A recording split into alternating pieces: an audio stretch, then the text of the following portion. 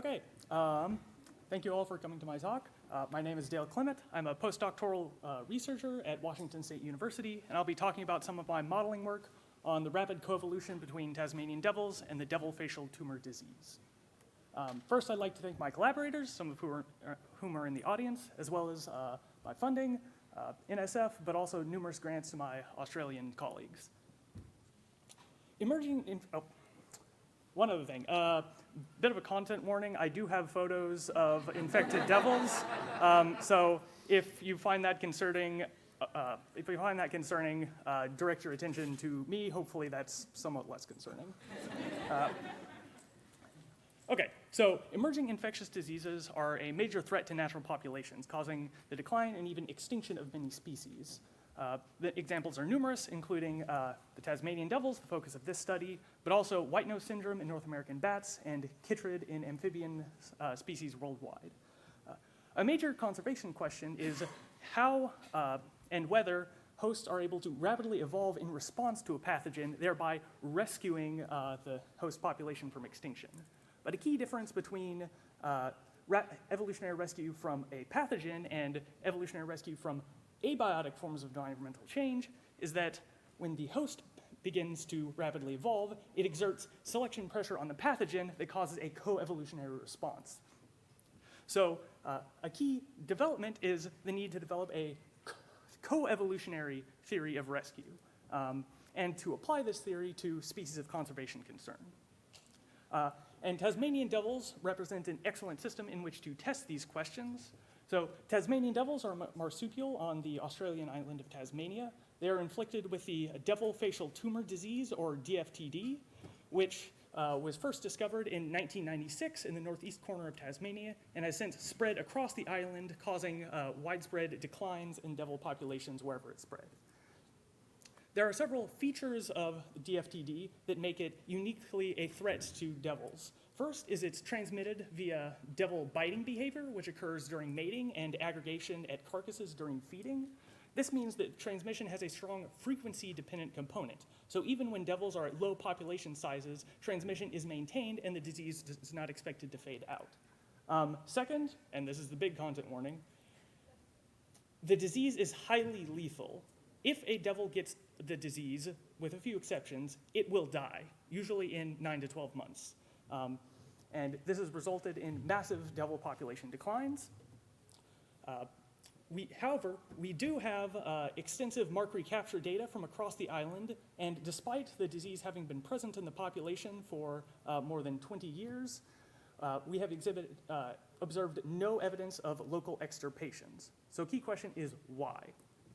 And one reason, per the session that we're in, is potential for rapid evolution, which has been observed in Tasmanian devils, and increasing evidence for rapid evolution in the tumors themselves. But no one has actually made a co-evolutionary model of rescue in Tasmanian devils and the devil tumor. So that is the primary goal of my study and what I'll be presenting on this talk. So evidence for evolution is potentially multivariate in Tasmanian devils and the devil tumor disease. So my key questions are, which traits are most likely to be evolving? How does this coevolution affect devil persistence and the possibility of devil DFTD coexistence? And then in which traits is evolution most important for determining these outcomes? So I use an individual-based model, and I'll go through some of the aspects of the model here. We use a simplified devil demography where subadults emerge into the population at 48 weeks and become mature at 2 years, reproducing annually with random mating. There is reproductive senescence at 5 years, and devils die at 7 years. We model devil genetics using the infinitesimal model of quantitative genetics, where an offspring's genotype is equal to the mid-parent genotype plus some variation from recombination, and the offspring's phenotype is equal to the genotype plus variation from the environment. Tumors evolve in a random walk through phenotypic space with mutation occurring in each time step and tumor lineages evolving independently. We link these latent phenotypes to disease traits using the phenotypic difference model of coevolution, where the disease trait is just a function of the difference between the devil phenotype and tumor phenotype. DFTD epidemiology is modeled in a susceptible exposed infected framework, or SEI, where the probability of infection given contact is a function-valued trait of tumor volume.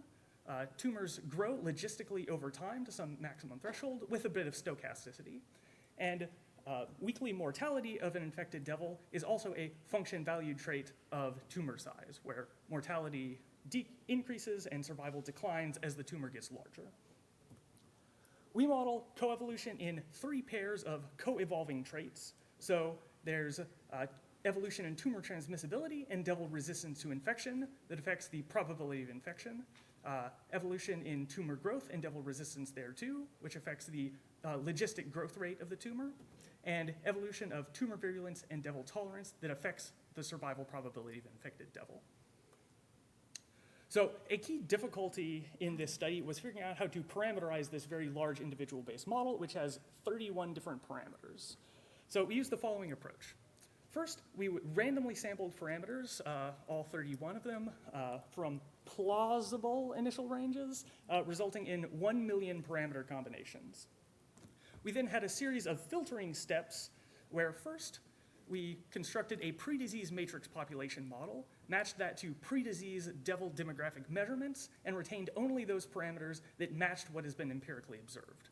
We repeated this procedure multiple times, next looking at single devil simulations, comparing to survival duration with the disease, R naught, lifetime reproduction, again, retaining matching parameters, and finally then simulating the disease for 20 years, which is roughly the period over which we have data, and comparing to time to infection, the disease dynamics, and the amount of variation in disease-related traits explained by genetics. And out of that result, we went from 1 million parameter combinations down to just 32, or 320. Then for each of those 320 parameter combinations, we ran 1,000 simulations over 100 years, or 50 devil generations, in a full factorial combination of toggling on and off all trait pairs, where trait pairs are paired devil and tumor traits that affect a single disease-related parameter, or disease-related trait. Okay, so results. Let me orient you to this contour plot. On the x-axis, we have the amount of initial devil genetic variation, which is one of the parameters we use as a proxy for the rate of devil evolution. We also have the tumor mutation variance on the y-axis, which is, again, a proxy for the rate of tumor evolution. We have each of the 320 different parameter combinations plotted here with white lines you probably can't see given the density contours. And then these are colored by the probability of devil persistence given coevolution in one of the trait pairs, here resistance to infection and tumor transmissibility. So one thing we can actually gain from this graph is looking at regions of parameter space that have low empirical support, so few points appearing. And we can also notice that devil persistence probability increases with faster devil evolution and slower tumor evolution, which makes sense given the phenotypic difference model of coevolution, which tends to produce arms race dynamics. Now we can look at evolution in the other 2 trait pairs. Again, greater devil evolution and slower tumor evolution, where evolution is in growth rate, tends to produce higher probability of devil persistence. And evolution of devil tolerance and tumor virulence is a bit more scattered, but the theoretical expectation is increasing probabilities of persistence with both faster tumor and devil evolution. But what we generally see is that there is relatively low empirical support for regions of parameter space that have fast tumor evolution and slow devil evolution. Okay, so that's just evolution in one trait at a time. Now we can look at all combinations. So here are violin plots of the probability of devil persistence across all 320 empirically consistent parameters. The first violin plot is for no evolution. We see that there's a very low probability of persistence, around 15%.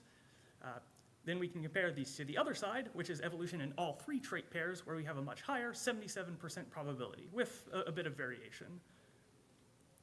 So Great, we do see evolutionary rescue by its definition. If we toggle on evolution, we get a higher persistence probability.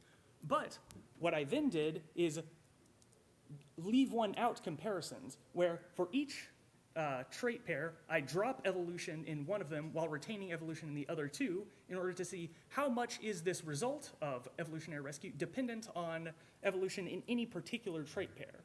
And the answer is that they're roughly comparable across all the trait pairs. So we can say that each trait pair contributes relatively evenly to the overall probability of rescue. Compare that then, though, to the probability of double DFTD coexistence. So you'll notice I didn't even plot the red violin plot with no evolution. That's because there essentially is no double DFTD coexistence. Either devils or DFTD are extirpated. As opposed to when evolution in all three traits is present, there's a 52% chance of devil DFTD coexistence. Yay, the title of my talk is correct. And one thing you'll notice is that this outcome is almost entirely dependent on the evolution of tumor virulence and devil tolerance. When these traits are constrained not to evolve, the probability of double DFT coexistence drops down to about 2%.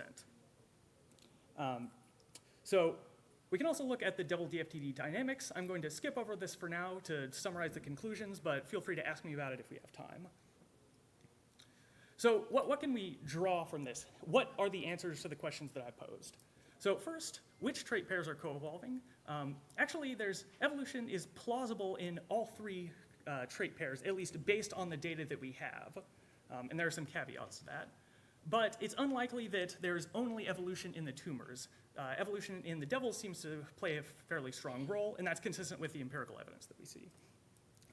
Overall, the effect of coevolution on persistence and coexistence is positive and quite robust in the case of devil persistence. There's also a positive effect on the likelihood of devil tumor coexistence, but as you'll notice, that's a lot more sensitive to the parameter outcomes. This is essentially a cylinder, or a very long oval. And which trait pairs are most important? For devil persistence, all three trait pairs are important, but for devil tumor coexistence, it's mostly driven by virulence and tolerance. Some important caveats. These results are most sensitive to the genetic parameters, in particular coevolution between, so the correlations between traits, which we made no particular assumption about. So I think to improve these estimates, improve these predictions, we need a much better sense of how traits are correlated within both devils and tumors, and a better understanding of the phenotypic variation within these populations. So thank you, and I'm happy to take some questions.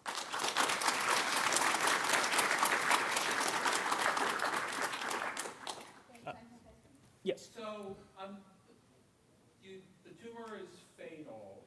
Yes. So how are the devils co-evolving? Is it that they're surviving long enough to reproduce? Yes. Yeah, so that's one of the things that's been observed is over time, the reason why devils are able to persist is because the first generation of iteroparous reproduction happens before the tumor grows large enough to kill the devils, is what's been observed. Yes?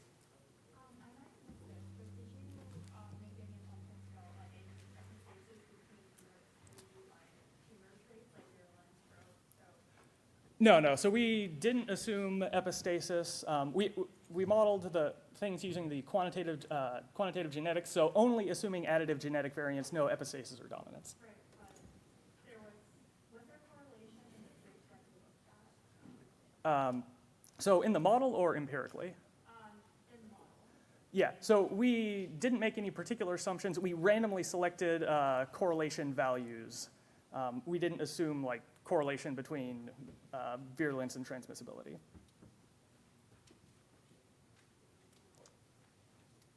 Thank you. Good day, everyone. My name is Chris. Thank you so much for having me and for this great opportunity to present my work here today. I'd like to start by acknowledging the traditional custodians of the land where I'm conducting my research here in Melbourne, the people of the Kulin Nations, and I pay my respects to the elders past, present, and emerging. Now, when I tell somebody that I'm studying evolution, they often think that I'm trying to prove that it's true and that it happened at some point in the past. However, studying evolution doesn't mean we are only interested in understanding what happened in the past, it also means we are interested and we are trying to predict what might happen in the future. Because understanding how evolution might shape the future will be key for us to tackle global challenges such as climate change and the loss of biodiversity. Now, this is not only true for animals or plants, but it also applies to microbial communities. And microbes are interesting in a way that they can evolve so rapidly and fast that ecological and evolutionary processes are happening on the same timescales and therefore directly feeding back into each other.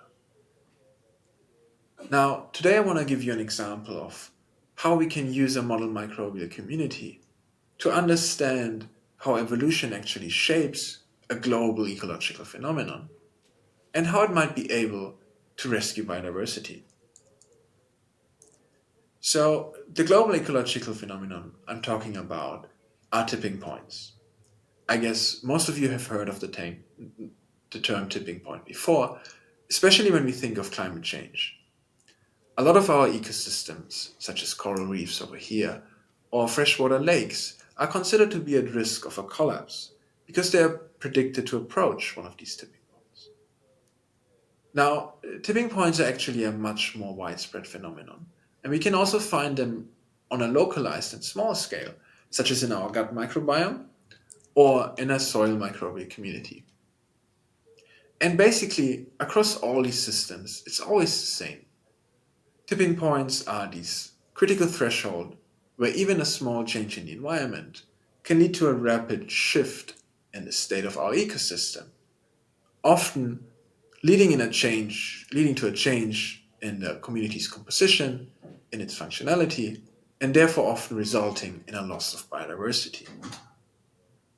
Now, I would like to borrow the example of the lake ecosystem to walk you through the key ingredients of a tipping point, because I think it's the most relatable, but these points are also applying to all the other systems here. So here you can see a graphic representation of a tipping point. On the x-axis, we see the environmental condition. So in this case, it's, for example, the influx of nutrients.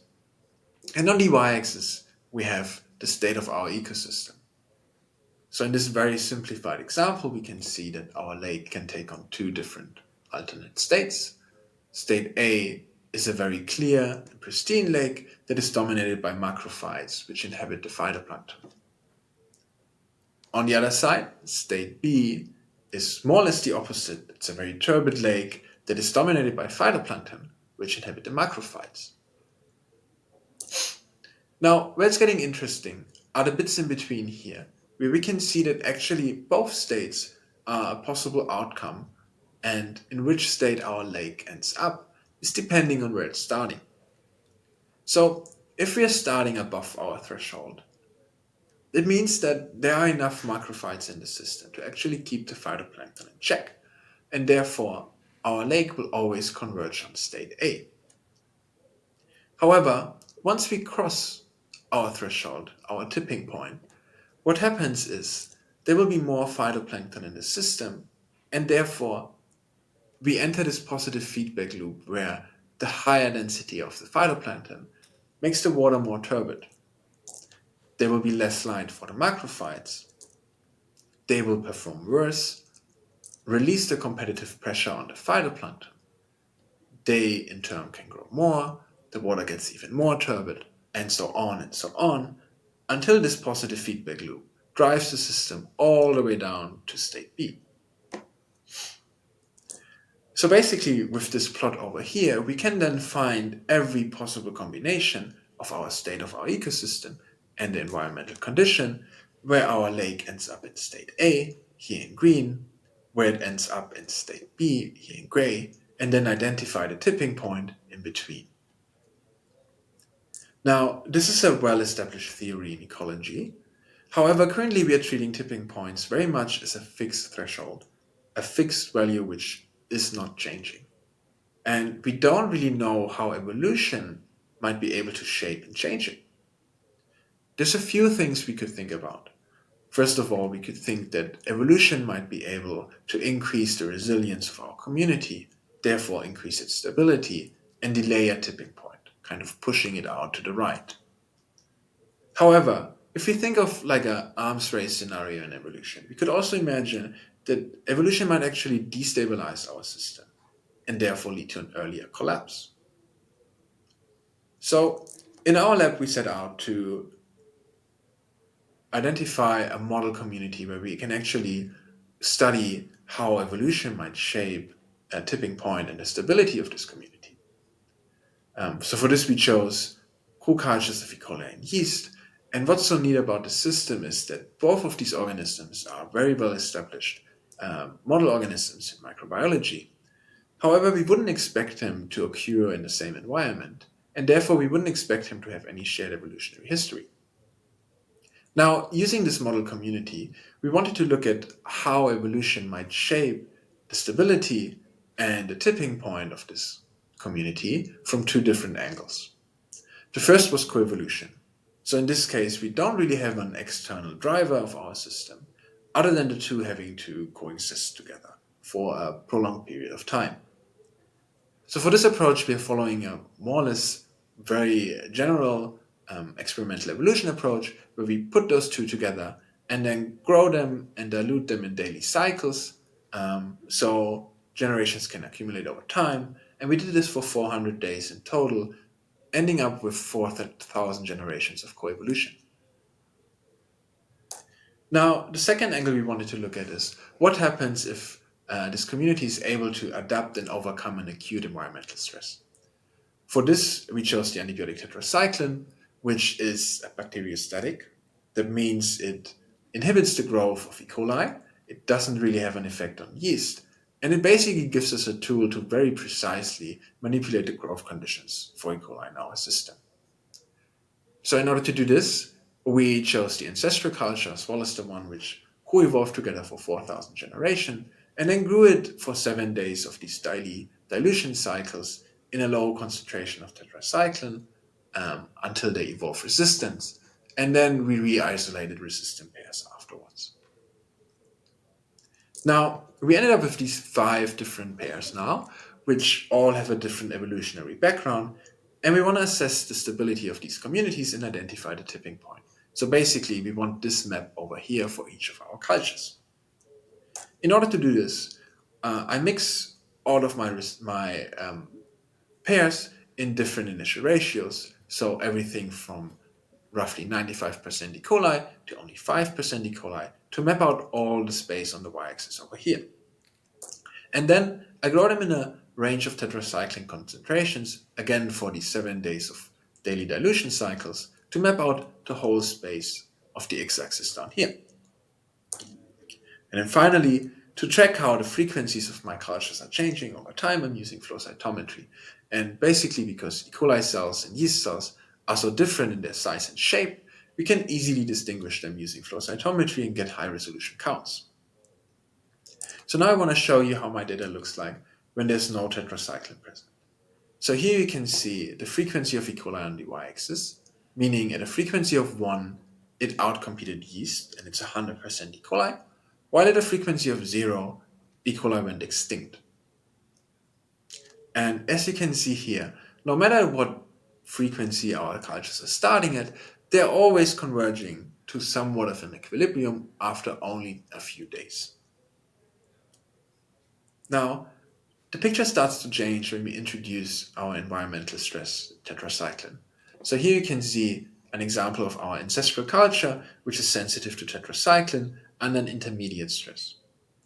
And as you can see down here, the 2 replicate cultures, which are starting at a low frequency of E. coli is actually going extinct. So everything below this frequency over here, we will map as extinction. On the other hand, the co-cultures which are starting with a higher frequency of E. coli is able to stay in the experiment and coexist with yeast for the whole period of the time, so we will map these as coexistence.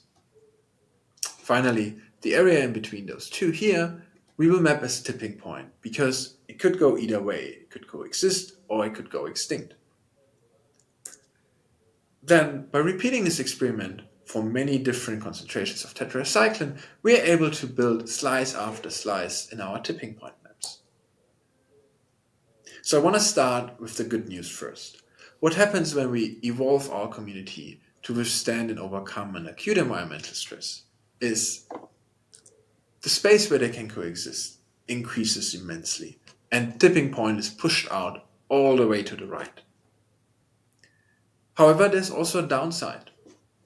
As you can see in all three of our co-evolving cultures, actually a second tipping point is occurring, where under low concentrations of tetracycline, E. coli is able to outcompete yeast.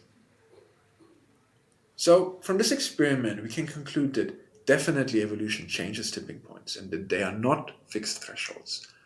Evolution can both delay the tipping point, increasing the space where our two species can coexist, but it can also lead to an earlier collapse.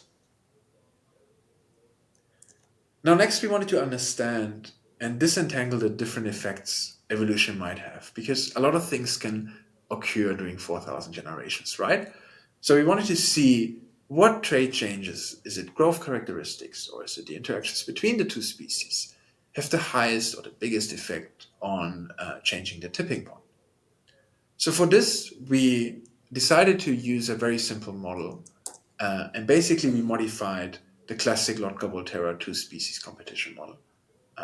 What we changed is we introduced this positive frequency loop I mentioned earlier by making the competition coefficient, so the effect E. coli has on yeast and vice versa, positive frequency dependent. Now, using this model, when we parameterize it with our data collected from our ancestral E. coli and yeast pair, we can actually recapture a tapping point, as we saw in our data before. And now we can use this model and change each trait individually, so growth characteristics or competition coefficients, to see how these might affect our tipping point. So here, for example, you can see what happens when we increase the competitive interactions between the two, and that's actually where we see that our community is destabilized and we introduce the second tipping point, as we saw for our data. Now, what happens when we, for example, decrease the competitive effect? We see that this is already enough to stabilize our community and push out the tipping point all the way to the right. Finally, what happens if we increase resistance to the environmental stress?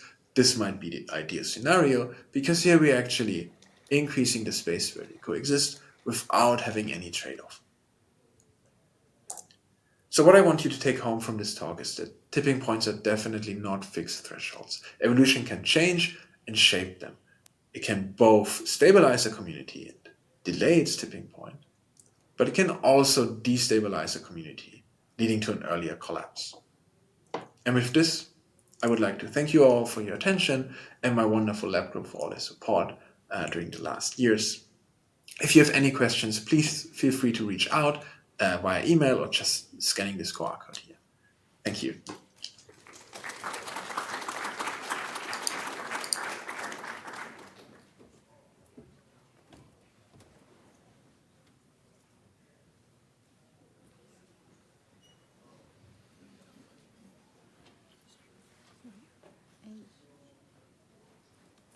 Good day, everyone. My name is Chris.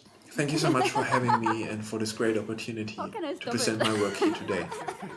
All right.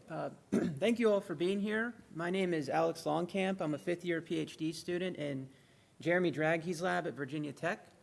And today I'll just be briefly going over the work I've been doing on evolutionary rescue of niche constructors from habitat-exploiting invaders. If you're not familiar with the term niche construction, it just refers to the process by which an organism increases its fitness by making its environment more hospitable. So the canonical example is when beavers build dams.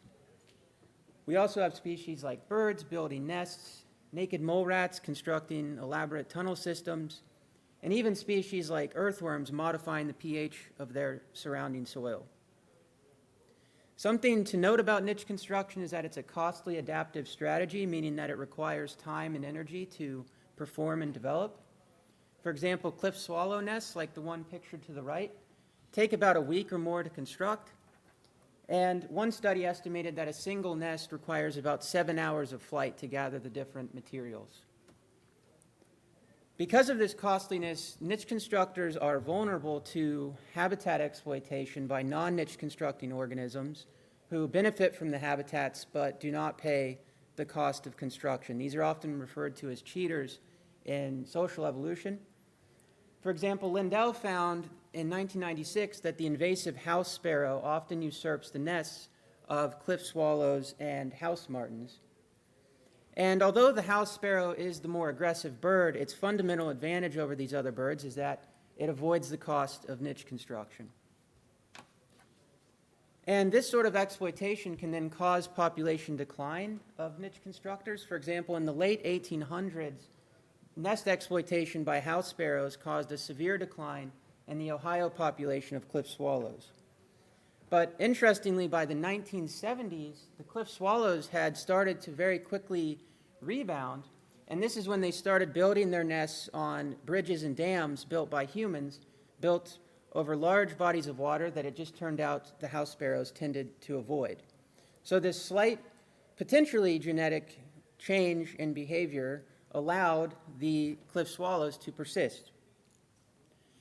So recognizing that that slight change in behavior can promote persistence, we became curious as to when a niche constructing population is most likely to evolve to withstand such habitat exploitation, and in doing so, undergo evolutionary rescue. To answer this question, we came up with a 4-variable model where we have resident niche constructors represented by the blue curve. They're building reproductive habitats given by the green curve. These can be viewed as nests. At time t equals 0, we then have a habitat exploiting invader who doesn't pay the cost of construction but benefits from the nests, and so it's ultimately going to displace the residents. And so the only way niche constructors can then persist in our model is if they acquire this invader-resistant mutation represented by the red curve. And something to note about our model is that it's a stochastic birth-death process, meaning that these mutations are not certain to appear. In fact, they could just fail to appear at all. And even if they do appear, there's a chance that they succumb to genetic drift and therefore do not establish. So to account for this stochasticity, we focused on the probability of evolutionary rescue, P sub ER. We used branching process theory to approximate it. When one uses that framework for rescue, you use this equation. It says that the probability of rescue is proportional to the per capita mutation rate U times the number of residents at a given time T naught who could potentially mutate, times the probability that if that mutation appears, it successfully establishes by overcoming genetic drift. And we then integrate over all times from 0 to infinity, because we do not know when the mutation will appear, so we have to account for all possibilities. And after making several assumptions, for example, assuming residents have a really large population size, we derived this closed-form analytical approximation.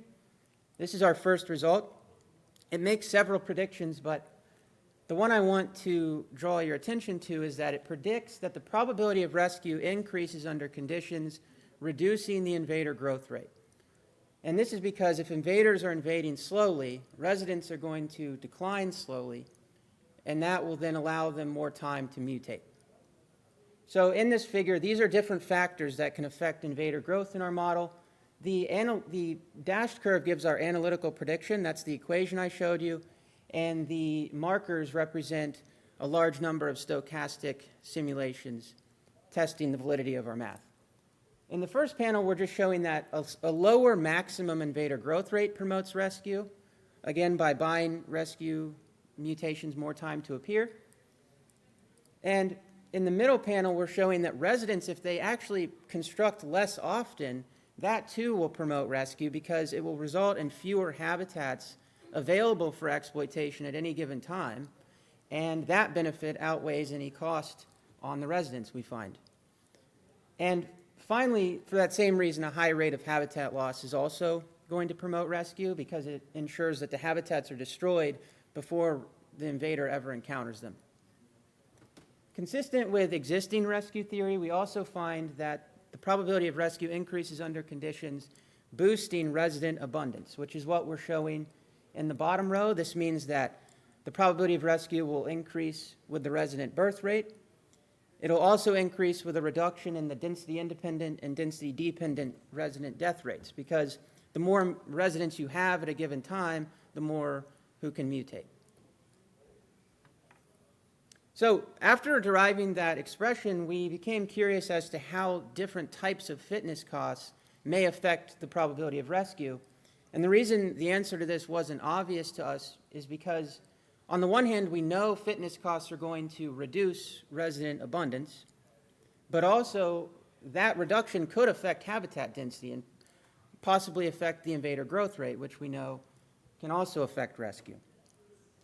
So we looked at two types of fitness costs, one being a fecundity cost, defined as a reduction in the rate at which constructors attempt reproduction. An example we had in mind pertains to digger wasps. They construct a separate environment for each of their individual offspring, and that environment is roughly just a burrow, and then provisioned food within the burrow. And a study showed that the wasps that tend to take a long time provisioning food, which happens often, tend to burrow less often and therefore reproduce less often. So it's a form of fecundity cost. We also looked at a mortality cost defined as an increase in the rate of constructor mortality. And an example of this is when nitrogen-fixing plants, because they have these very nutrient-rich root nodules, tend to undergo herbivory more often than non-fixing plants. When we compared the effect of these two costs on the probability of rescue, we found that fecundity costs are always less harmful than mortality costs. And the main reason for this, as shown in the figure to the right, is that under the fecundity cost, you're going to have a larger total number of mutations appearing before residents go extinct. Specifically, the fecundity cost is going to reduce the rate at which constructors attempt reproduction, and so over time, they're going to build fewer habitats. And in turn, that will slow invader growth and, again, buy them more time than for a mutation to appear. And it turns out that that benefit outweighs the cost of fewer residents being present. Something that we did not expect in our results is that a higher fecundity cost can actually be beneficial relative to no cost, which is what we're showing in this figure. And we weren't immediately sure why this is happening. So to better understand it, we focused on our approximation again, and we asked, when is the derivative with respect to the cost, that is the rate at which it's changing with respect to the cost, when is that going to be positive? And when we did that, we find that it's when the cost is greater than this expression that declines as habitat loss becomes more common. In other words, fecundity costs promote rescue when habitat loss is sufficiently frequent. So notice in this figure that when there's no habitat loss, costs never increase the probability of rescue, but when habitat loss is frequent, they do. And this is because habitat loss, as we saw earlier, will further affect invader growth, reducing it, and that will then compensate for the negative effects of fecundity cost on resident abundance, leaving only the benefit then of the fecundity cost's further reduction in invader growth. So once we realized that habitat loss is so important for niche constructors in this system, we asked whether constructors could promote their own rescue by inducing niche destruction, where they destroy their own habitats. And the reason this was an interesting question to us is because this can also be a very costly process. For example, one experiment showed that eastern phoebes tasked with constructing their own nest often built nests that fell apart during use, and that in turn killed their offspring. When we incorporated that sort of costly niche destruction into our model, we found that despite being very costly, it does greatly increase the probability of evolutionary rescue. So in conclusion, rescue is most likely under conditions reducing the rate at which invaders encounter constructed habitats. And for this reason, fecundity costs, whether they pertain to niche construction or niche destruction, can promote rescue by eliminating habitats otherwise available to the invaders. And overall, this means that the same fitness costs rendering niche constructors vulnerable to habitat exploitation can, at least under frequent habitat loss, help rescue constructors from that exploitation. And I'd like to acknowledge my advisor, Jeremy Draghi, my lab members, and my committee members. And I'm open to any questions. Thank you so much for listening.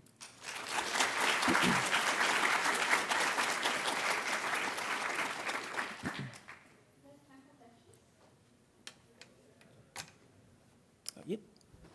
So in this case, are habitats available to the offspring of the constructors? Yes, right shortly after building the habitat and reproducing, the offspring of that builder will have first dibs on the habitat. But after that, the habitat stays there and is available for exploitation by anyone who encounters it.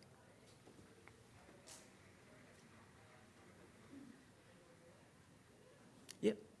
So I was wondering if you had thought about adding plasticity to the model, whether if there's behavioral plasticity and the niche constructors, does that change things? I think, so one way plasticity could happen here is, it could be that they only pay the cost if they are building a habitat instead, because in our model, we're assuming they're paying the cost, it's reducing the rate at which they attempt reproduction, but you could have a plastic scenario where they're really not paying any significant cost unless they encounter a bad habitat. Now they're going to take the time to build it. And I think that would, I think we would still see the same qualitative behavior, but it would alter the probability of rescue quantitatively. Yep, thank you.